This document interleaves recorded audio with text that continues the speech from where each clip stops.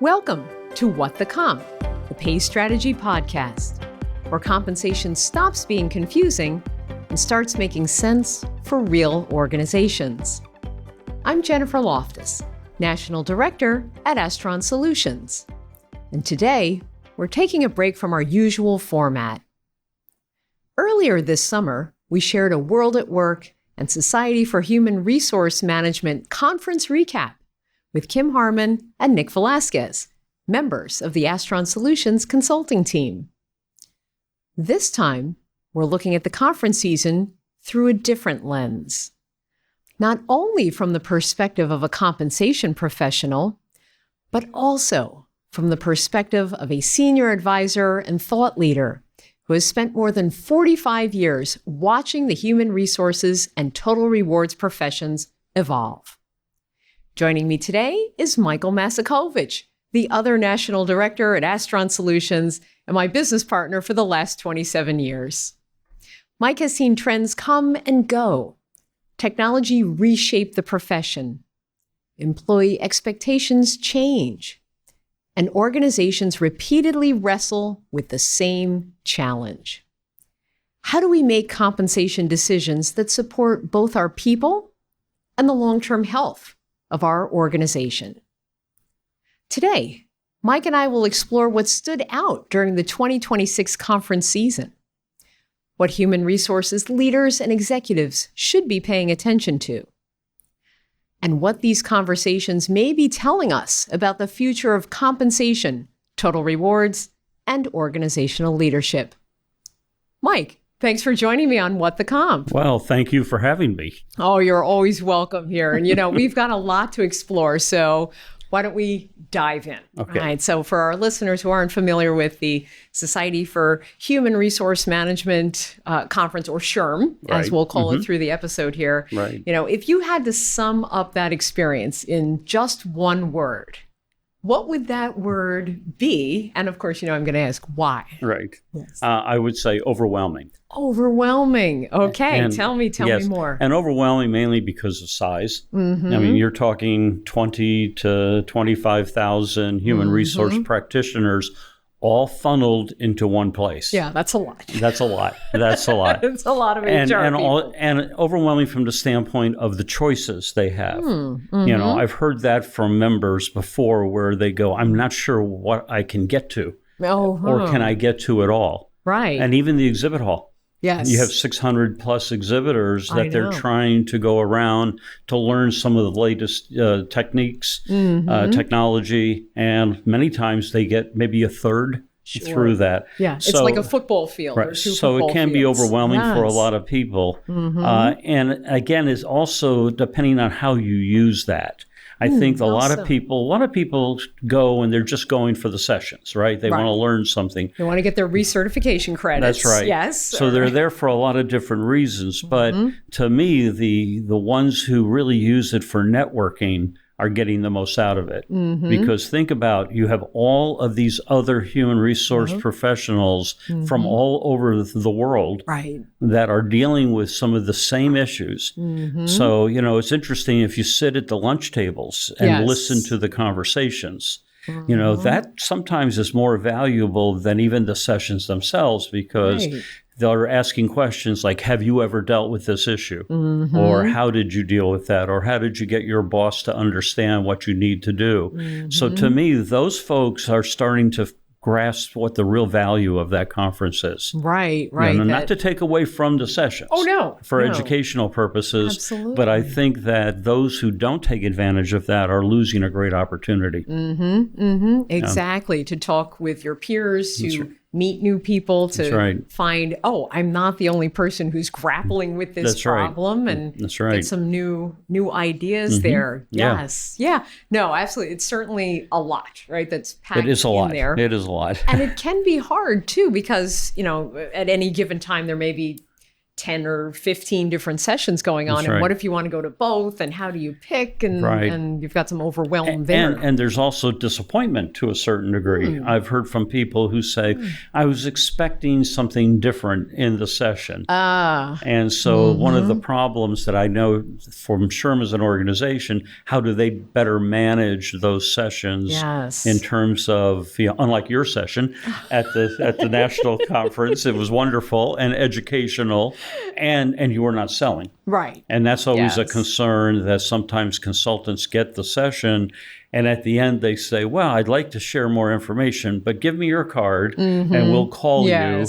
they're trying to actually sell. Right. So I think that one of the challenges for SHRM, and I'm sure they know this, is how they better manage those programs in advance to be sure that people are really getting what they thought they were going to get. Absolutely. Because I've heard that, and we've heard that in the exhibit hall. Oh, where people say, I didn't really like that session, or it was disappointing, or they didn't teach me anything new. Right. You know, so sometimes those little summaries may not cover exactly what's the expected outcome. Exactly. Which they need to get better at, I think, as well. Yes. And that's hard. And I know me as a speaker, and I'm sure you, you know, as a speaker as well, in your mind, you know, this is what I'm going to cover. Right. And you try and write that summary and those learning objectives as best you can. But then other people are interpreting that differently. Right. They're thinking, they're bringing their own biases or agendas to it. And then it's like, well, it didn't align, right? So I think the key is on the learning objectives, people really want to walk away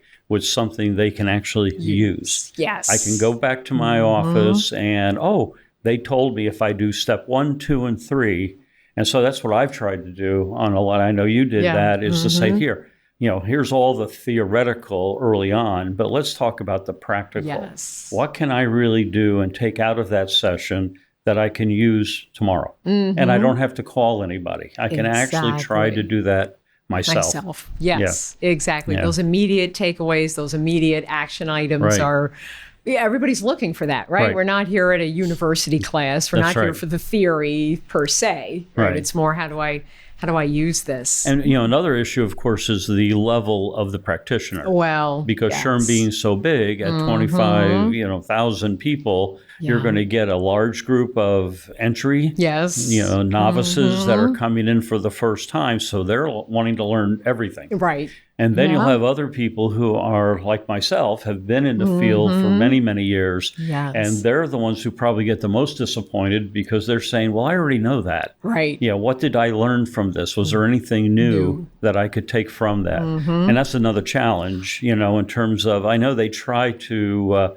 this is entry level. Is it entry or novice or immediate? But that doesn't always, flow. No, exactly. Completely. So those are challenges that they have as well. Yes, of course. Yes, and to be fair, I think it's not just SHRM. I think anybody who's doing a conference, right? You're going to find every that. conference. Yes. Right.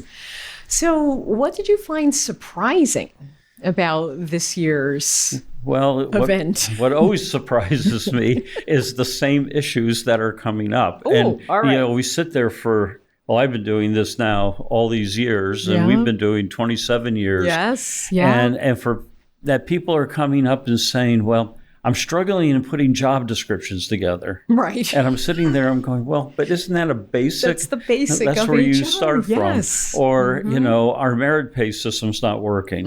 Well, why is it not working? Well, because the managers aren't able to assess performance properly. Right. Well, how many times have we heard that? And over. So it was very surprising. And actually, this year was more active than other years at our booth. Yes, we had a lot more absolutely. people come by, but they were also coming by with some of the same issues. Yes. And you're sitting there that it was like, wait a minute, didn't we talk about this years ago? 20 years ago, or, right? We took care of that. Yes. So it was very interesting to see that different organizations in different parts of the country are still kind of facing different issues that maybe some in these big cities have already taken care of. But now you have the rural areas, or they're new. Again, it's that issue of their competency, and they're still struggling because there's no one in their company that they can turn to Right. They go to the CFO, but CFO's not going to give them an answer on better merit system.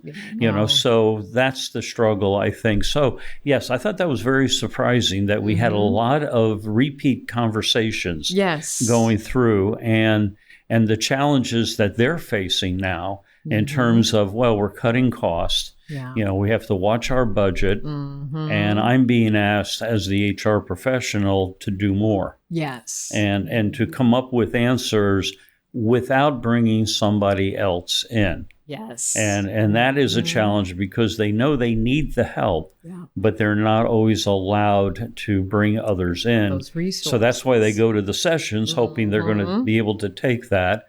And the other big issue that was not a big surprise with the news today was AI. Oh my gosh, yes. Kim and Nick and I spoke about AI, but let's hear your take on what you saw. And it was interesting that, they're being told, well, just use AI. Use AI. Just AI. Yeah, go to ChatGPT or whoever, Gemini or whatever you're doing. Whatever you're using. Whatever you're using, and just get the answers. And now, deal with that. And in fact, it was interesting. We were talking this morning. I have a client who we've worked with for many years doing the annual update in the market because market pricing their jobs. Because market pricing is, as we all know or should know, it's more than just that one number. It's what that number represents. Exactly. Right. Your industry segment, your size, your revenue, your location, all different things, what kind of industry you're in. Right. And so the new president of this organization gave a directive to the HR folks to say, we're not going to have Astron do our update anymore because you should be able to do that through ChatGPT. I know. Listeners, I'm like fainting here in the chair. Oh my gosh, there are so many potential pitfalls with this. Right, because again, first of all, what's the source? And having to look at the source. And if you do your own testing, I would recommend anyone listening be very careful. Look at the source and then actually click on that because you can go into the source. Right. And so you can start seeing, well, what are they? Because all they're doing is it's a shortcut for a search. Right. It's culling data. That's all it is. You. But what is that data? Right. And is that data representing who you are. Yes. I did a test. I said, what's an accountant in New York City make? Right. And it gave me the percentiles and all the information, but it doesn't tell me, well, what does that represent? Is that the whole city? Is it? Well, it probably is. Yeah. And if it is, well, wait a minute, you're a nonprofit, you're for-profit, you're 100 million, small, you're 20 million revenue. Right. So how accurate is that information unless all you care about is all of New York City? Just some random number here. Right. Random number. Yes. So it was interesting that people were coming up talking about that, in terms of, in fact, someone even asked, I remember at our booth, so how are you incorporating AI into your, research? And really, we don't, technically. I mean, it's a place if you want to start. And you could say, okay, so in the crowdsourced world where it's not being vetted and we're not getting the detail, this is the general answer to your question. So now let's take that and vet that against the more detail that we're providing that will then give you a more concise answer to how you need to be compensating your jobs. Right. So I found that was very interesting that there's pressure out there. Yes, there's like pressure. Job descriptions. Yeah. Can you write a job description through that? Yes, you can. Yes. Does it really represent you? Are you just taking that for face value, or should you be sending that to the manager to say, is this your job? Exactly. We had another client wanted to do a career path in engineering, from entry to a senior engineer. So this would help employees to see how they can promote themselves how they can promote. Grow. Okay. And so instead of letting us help to design it, had one of their comp analysts just go into ChatGPT again. And I'm not here recommending just them, but they used it, and since that seems to be one of the more common ones, and it actually did give them a full engineering career path with requirements, qualifications, competencies, everything. And they took that, and that's what they used. Did they even vet it, look at it and say, No. does this, okay. And I think that's the problem, problem, right. If we're getting something from AI, we can use that as a starting point, Correct. right? To brainstorm, to get the process moving. Correct. But you, me, HR professionals, we have to look at this and Right. say, is this logical? Is this right? Does this make sense for our organization? Right. I know when we were at our booth in the exhibit hall, we were talking about, it was something that just come up in the news recently about some organization where the HR, I think it was the HR manager, had gone into one of the AI models and went through and was trying to decide if they should fire somebody or not. And the AI said, oh, yes, you should fire them. And then they did. And now there's a lawsuit about this. That's right. Right. So, that's right. So we can't rely solely on AI, but it's a buzzword. It's a thing. It's reality. Well, it's the hot topic. Yes. Although now we're having a conflict, though, in our world, in our society, because of the issue of data centers, right? Which is tying into AI. As AI grows, we need more data centers in order to do that. Yes. But now there is this movement, from our new groups, especially our Gen Zs, and everything concerned about how that's going to, affect the environment, and everything. So if we, even here in New York, right, there's going to be a moratorium, I believe, Governor Hochul, on building any more data centers. So if you don't have the data centers, then how's AI going to continue to function or improve? Because right now it's really basic. I mean, when you think about it, we're not really, taking over the human resource department with a little camera and you sit there and talk with them. Let's hope we never get to that point, right? Oh my goodness, this sounds very Terminator, Rise of the Machines or something here. Well, it reminds me of a movie many years ago, Up in the Air. I don't know if you remember with George Clooney? With George Clooney, where he was the person that was sent to lay off people, but he did it in person.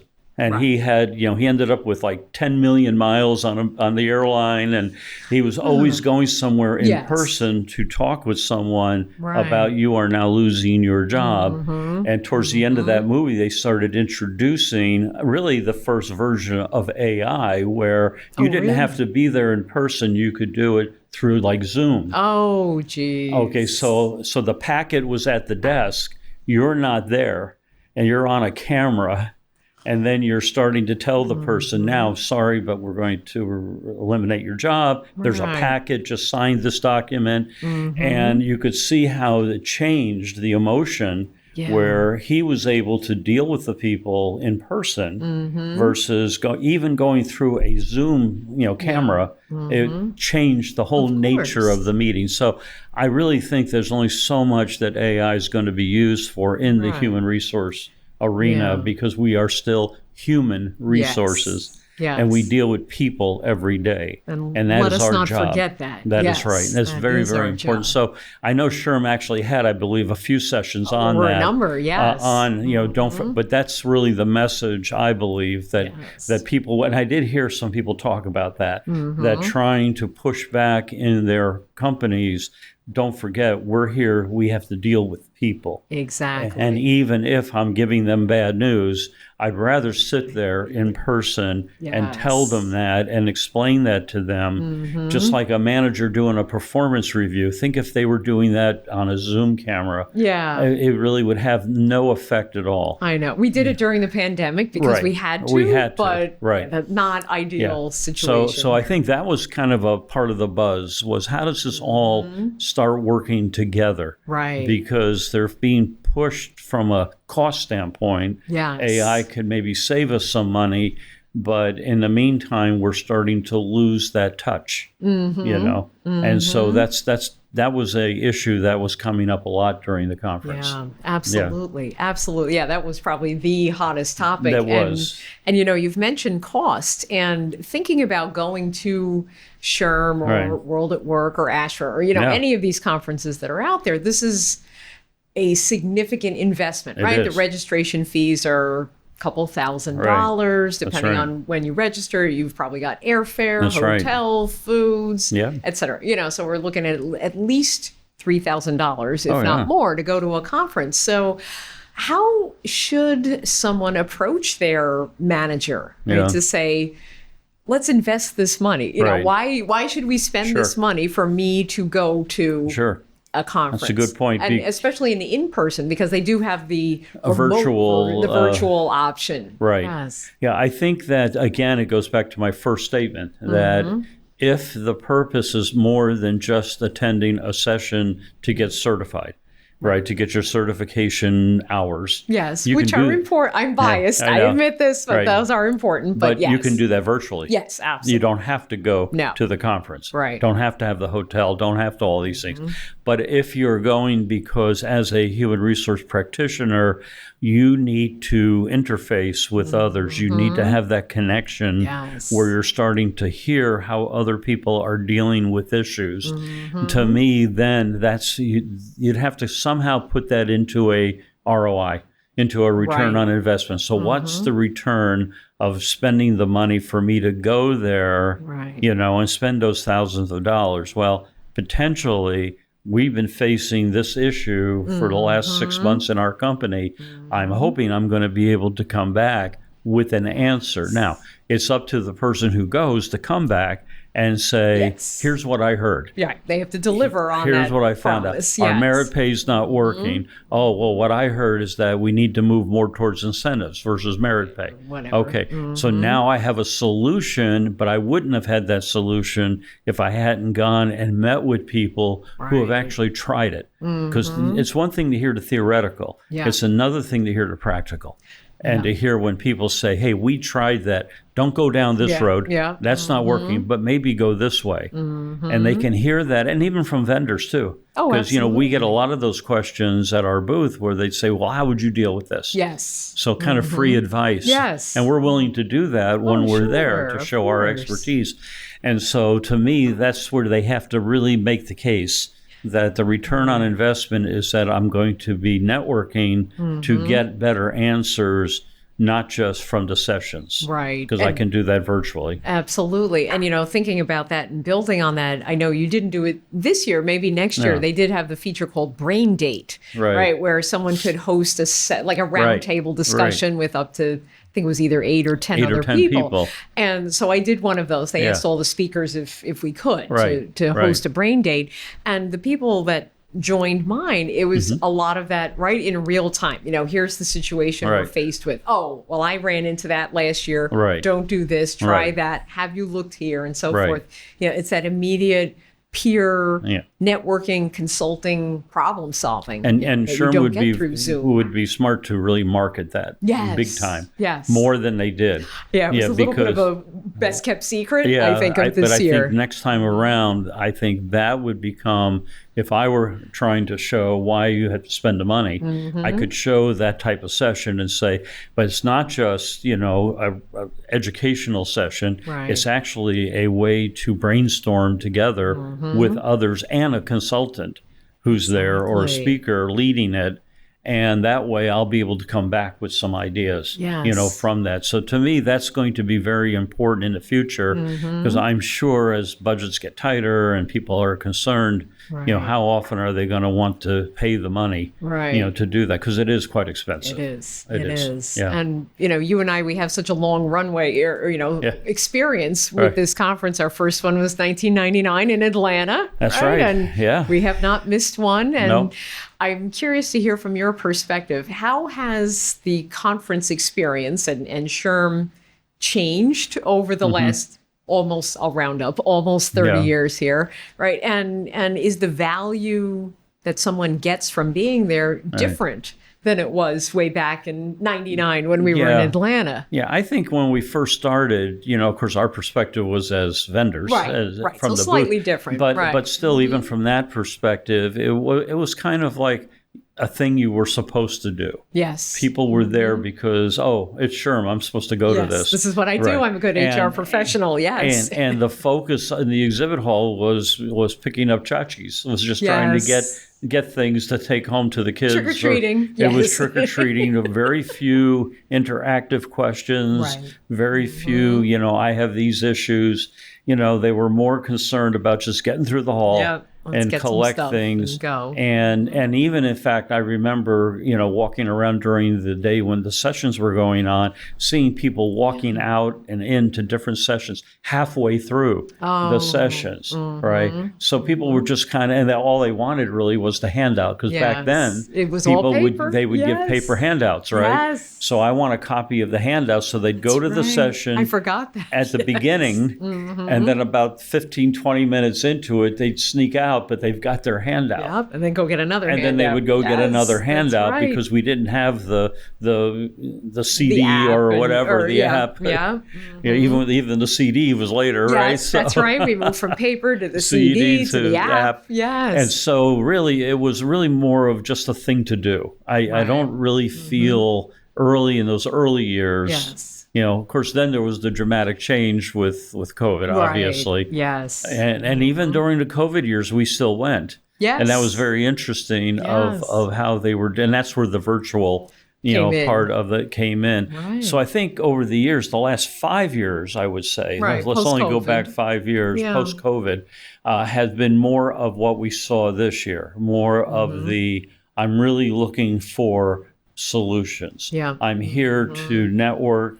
I'm here to learn. I have an issue that I'm trying to deal with. This is the place to come to, because this is where we're bringing together 25,000 from around the world. Right. And so there's bound to be somebody who's had this same issue that I have. So I think after COVID, there was more concern. Well, think about it. After COVID, we had the hyperinflation. Yes. We had the Great Resignation. So we've had all these things which are kind of still there, but so we're still dealing with issues. But prior to COVID, it was almost like we were fat and happy. Yeah, plug and play. Yes. Yeah, we weren't too worried about things. Yeah, we did a lot of mechanics in our projects, but not as much. I would say even our work has changed after that. We're getting more philosophical. We're getting into what are the strategies that are going to help us to continue or expand for the future.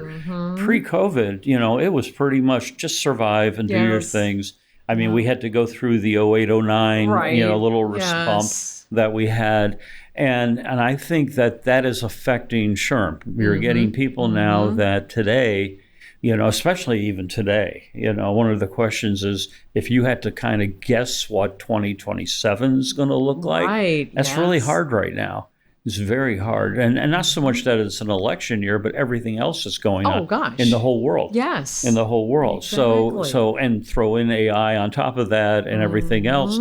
So, and even the way our society is dividing up again. Yes. I mean, the whole movement of the socialism. Right. Which who would have ever thought that would be a movement? Yes. Again, but here we are in 2026. But we have another generation that is driving that. And we need to, hopefully, even in human resources, that's going to have an effect. Absolutely. That's going to have an effect, because there are now, think about pay transparency. Yes. Why that is such a hot topic is because I have the right to know these things. I have the right, right? Because even though I'm an employee, back in yours truly day, I always tell people back in the day, we considered pay confidential. Yes, but not anymore. And in fact, you signed a confidentiality agreement. So if you talked about pay, we fired you. I mean, it was, and that was the end of the story. That was it. Yes. But now we've got the National Labor Relations Act. Section you told 7 Joe rights. that what you're making, well, you signed this agreement, confidentiality, you're gone. Even though you're the best performer, we actually, I think back and it was like, it was a much different world, but 50, 40 years ago. Well, yes. But again, the pay transparency, I think, is kind of an outcome of our societal change. Right. Because if you think about socialism, means that we all have a say.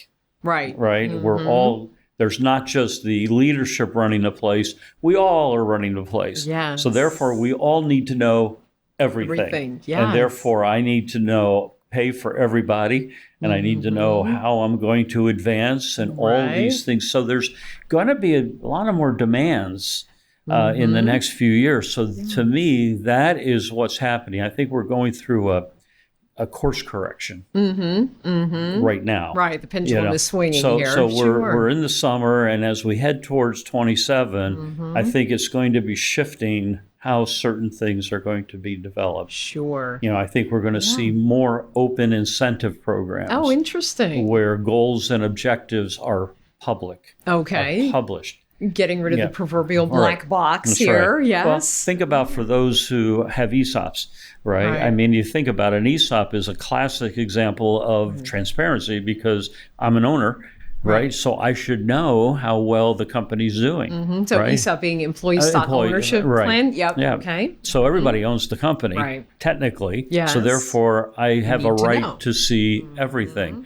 So if you take that model without the formal stock, then I think you're going to see that we need to be thinking differently going into the future. And that's going to be a challenge. And it'll be very interesting to see. I'm going to bet SHRM will pick up on that. Oh, I'm sure. That'll be a topic for next year. I'm positive. Absolutely. And I'm thinking I'm probably going to misspeak. So I'm going to apologize to you and to our listeners if I'm not saying this correctly. But I believe there's a new law coming in New York, or it may already, I don't think it's come out yet, but pretty soon, where now employees have the right to go and look at their files. And, there's something with that, and I'm like, all right, I need to follow up on this category. So that's why I'm hesitating a little bit here, but it's going along right with, I want to see what is the pay or what is this or that. Well, that I want to see your transparency all documentation around. on me. Yes.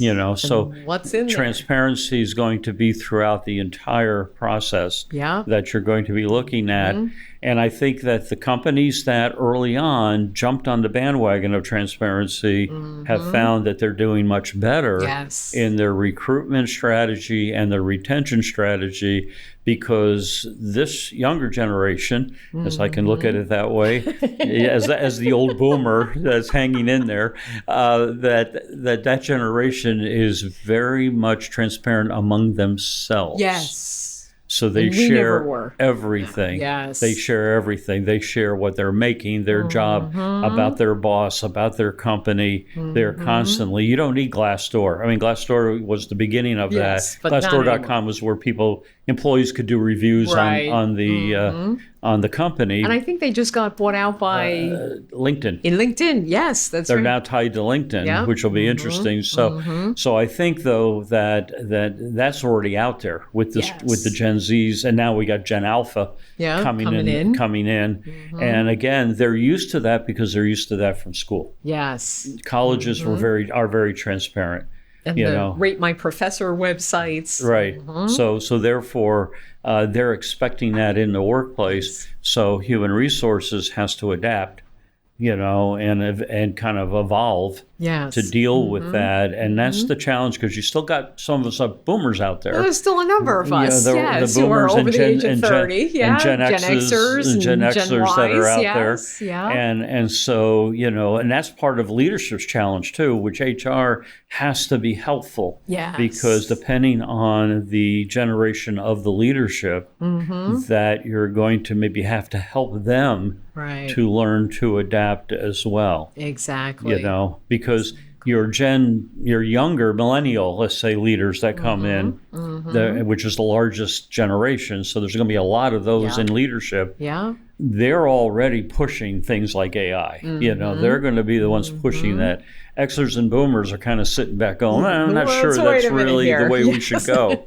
So again, and I think that SHRM as a national or international organization will be they do a very good job, I think, watching trends.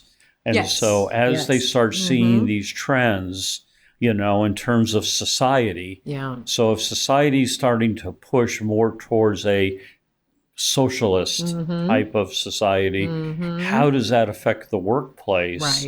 And what we do in the workplace, because, what happens to our hierarchies? Right? Does everybody make the same money, or are we really going to continue to have differences? And the differences then become more important in terms of competency or results.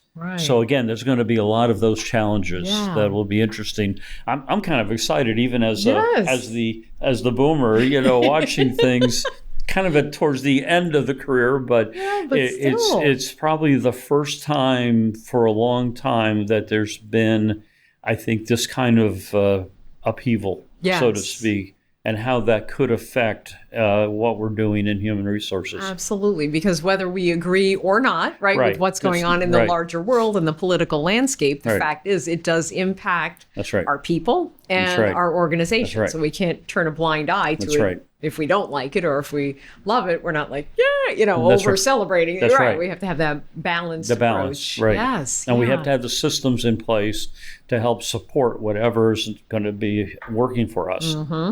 So compensation, we get back to compensation and how that ties in.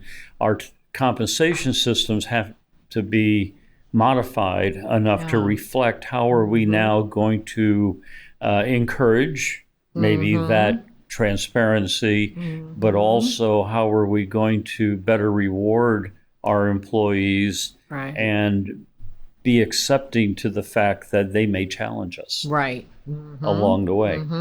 Absolutely. Yeah. And, thinking about other trends and larger society impacting HR, thinking about the mix of opportunities at the SHRM conference, but also World at Work. I know you didn't come this year, but I would say since COVID, these conferences have changed their presentation model, if you will, right? So if I think before COVID, it was very classroom-like, right? We have a block of sessions, and then we have a restroom break, and we have another block. It was like we were in high school or something. And now they've got the regular hour-long sessions, but then there's a 15-minute session over here if you just want a quick deep dive into something, and some ad hoc thing is going on over here, and exhibit halls and brain dates, and all this is going on. And it feels a little overwhelming in some ways, but is that a larger shift in how people are learning, right? In the learning and development landscape? I think so. I think we're getting away from that classroom. In fact, I wouldn't be surprised that the traditional presentation model will be gone, and that you'll almost be required to have a panel.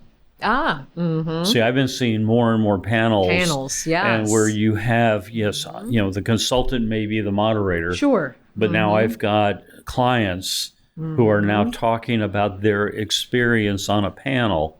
I think you're going to find more and more of those, and SHRM will probably be looking to accept more of those, because a straight lecture, it just doesn't cut it.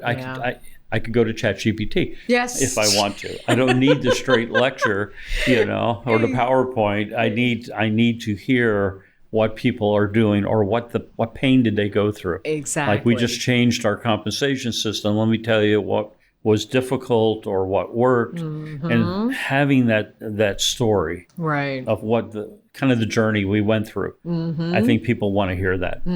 Yes. And from the speaker side, if you've got a room of 300, 500, 1,000 people, you can't make it personal to every. It's just too many people. You can do some interactive polling or something like that. But you did a very good job when you were doing that. Well, thank you. Yeah, but still, it's tough. It's again, having that panel where people are saying, okay, I've learned now from that, and of course now how they can absorb that, though. Yes, that's the other issue. I mean, are we going to have recordings? Are we going to have, Right. So, there's a lot of things that they're going to have to work out, because I don't want to lose any of that knowledge. Right.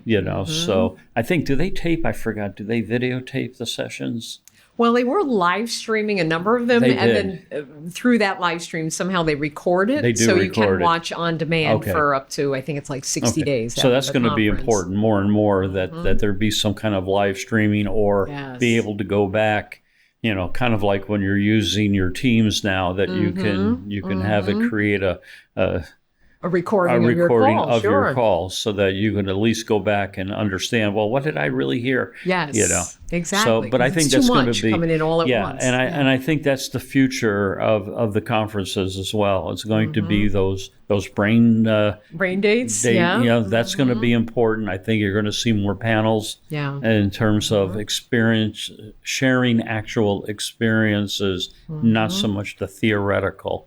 Because I think we're beyond that from a theoretical standpoint. If you still need that, then there ought to be a special conference for novice. Right. 101 of comp benefits. And that is, learning someone and actually mentioned that at the conference about should not SHRM consider someday having different level conference, like a special conference Yes. just for the new people. Oh, that could be fun. And then you'd have one just for the experts. And you have to be 10 years or more in the field. Right. And only you can go to that conference. And if you're less than 6 months in the field, you have your own special conference. Right. So those are things that I'm sure somebody mentioned that. I forgot who it was. But anyway, it was a interesting comment. Good idea. Yeah. We'll see if that comes to fruition. You never know. Right? You heard it here first. Hopefully SHRM's watching. Yes. No.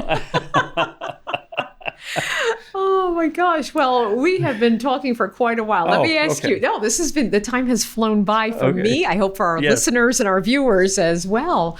Let me ask, thinking about everything that went on over those 5 or so days that we were together in Orlando, what was your favorite conference moment?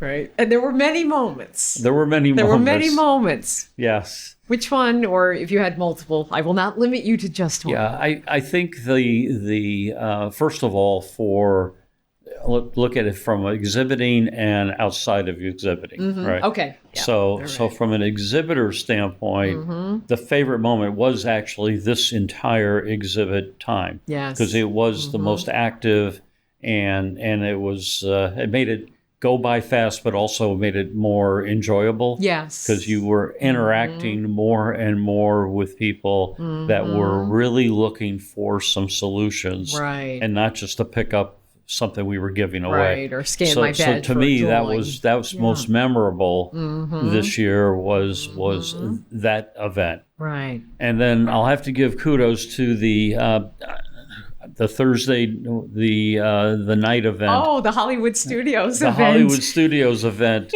And who was the sponsor? I forgot. That was... it was Paycom? Yeah, Paycom. Yes, Paycom. Paycom did a very good job of, if those don't know, they opened up Hollywood Studios at, 6 p.m. till 11 p.m. or 9? Turns out I think they closed it at midnight. They extended it. Yes. Where the SHRM conference could take it over. Yes. And if you've not been, I hadn't been to Hollywood Studios in years. So, all the Star Wars changes and everything. Yes. So to me, that was well done. Yes. And that was. They should continue that if they can. Of course, need the sponsor to do that. Right. But, and the venue will, if you're not in Orlando, then what do we do? Depending where you are. But that also, I think, I noticed probably people who normally would not be together. Yeah. New friendships. Yes. New interactions. Yes. So I thought that was a very memorable event too. Yeah. It's funny that you picked that because both Nick and Kim also said that was their favorite memorable moment. And from granted, the conference. I mean, next time it's in Chicago, so they can't. There's not really a place you can go in Chicago Navy to do Pier, that as much. No, it's not. It's not quite nearly the same. But again, there are opportunities, and I know the vendors, and I'll give them credit. The larger vendors that can do that do try to make it so, even though we know they're selling, but they really are trying to make the social part of the conference so that people who have made some new acquaintances can now continue that friendship outside of the conference itself. Exactly. So that's another big plus. Why to go to SHRM? Yes, exactly. Yeah. And I'll build on that because the entire conference was awesome, right? Yeah. Everything was good. My presentation was good. The exhibit hall was outstanding. The food was okay. You know, there were no problems with the food. And, everything I thought was good. But that night at Hollywood Studios was, well, first off, I'm a huge Star Wars fan. I know that. So. So immediately that was going to be like a big win right there. But, to have that opportunity to build those relationships, to network some more in a low pressure, fun environment. And, we both came in on separate vehicles there. So we were a little separated at the beginning, but the first place that all of us, the rest of us on the Astron team, speed walked to was the Millennium Falcon Smuggler's Run. Yes, because there was a 5-minute wait, so we got there. So we got on and, can fit, for those who haven't been, you can fit 6 into the car, right? So we basically flew the Falcon, which was awesome. Oh my gosh. But Star Wars aside, it was awesome because of the reasons that you said, right? We had team bonding. We Right. got to know each other outside of the Astron office and get to know each other better. And I think we came away a stronger team. I agree. Right? And that's what it's all about. I agree. Going, learning, I agree. coming back stronger. Right. And I was arrested by a stormtrooper. Yes, that's So I wanted to know had I escaped. They were taking me to jail. Oh no, we don't want the first order on you. That's not good. That's right. My wife was petrified. She goes, "What's going on?" Well, she don't know. I said, "Don't worry, we're okay." It's an act. We're okay. We're okay. Yes. Oh no. Because he was very serious when they do that. Yeah, they do not play around. That's for sure. Right. Yes, but you successfully navigated away from the I did. stormtrooper. You were released. Yes, I was able to answer the right question. Good. I am not a rebel. Yes, that's That was to keep asking me. Yeah, where's your rebel base? I go, I don't know. I'm not a rebel. I'm not. No. I'm just a simple farmer. Yeah, I'm a miner. Yes. You know? Yes. I work in the Tabana gas mine. Right. Yes. So there we go. All right. Oh my gosh, Mike, this has been so much fun. And unfortunately, I think we're kind of running out of time here. So, Mike, thank you so much for coming up from Raleigh, coming up to New York to be here in person. You're welcome. My pleasure. I enjoyed it. Thank you. And sharing all your insights. We'll love to have you back on the show anytime. You are always welcome. You got it. Right. Thank you. Right.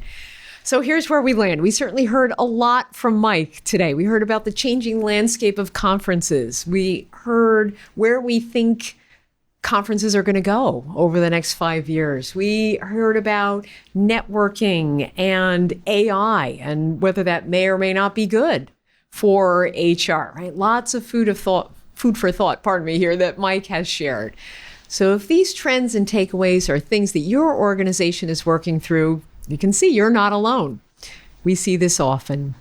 And if it's helpful, reach out and mention this bonus episode. We genuinely love to hear what you're seeing. Thanks for listening to What the Comp. If this made you think, please send it to someone who is tackling compensation challenges and trying to address trends without the benefit of having attended these flagship educational events. Because effective results in today's business environment happen when we're armed with critical knowledge. This is What the Comp.